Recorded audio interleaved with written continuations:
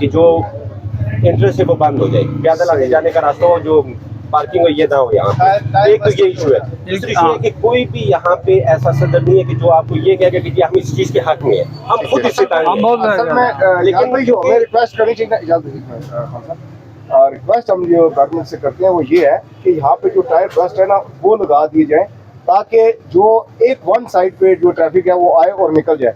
होता ये है कि जो यहाँ पे मुलिका बाजार है ना, अब क्लाइंट आया यहाँ पे, उसने यहाँ पे बाइक खड़ा किया, यहाँ पे बाइक खड़ा करके चला गया। और जैसे कि एक भाई ने बात की कि ये थोड़ी सी परेशानी है कि जब हम किसी बाइक वाले को या किसी को जब कोई मस्जिद ताजरान का या वहाँ का कोई नुमाइंदा आके कहता है तो वो कहता है जी आप रोड का किराया तो नहीं देते, आप तो शॉप का किराया देते हैं, आप शॉप के ऊपर मालिक है तो शॉप के रोड के नहीं है, तो मैं रोड पे खड़ा करके जाऊंगा।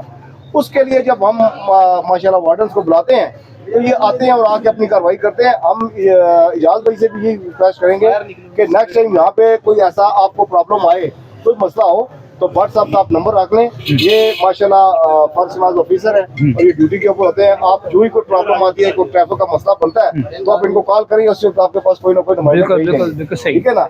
ये CTO साहब के विजन के मुताबिक इनको पूरा इन्होंने हिदायत दी है फरहान असलम साहब ने। उसके बाद जफर आलम साहब जो है वो यहाँ के DSP हैं और उन्होंने आगे से इंस्पेक्टर अतीक भट्ट साहब, उनको यहाँ पे हमारे लिए सिटी शहर के अंदर तैनात किया है।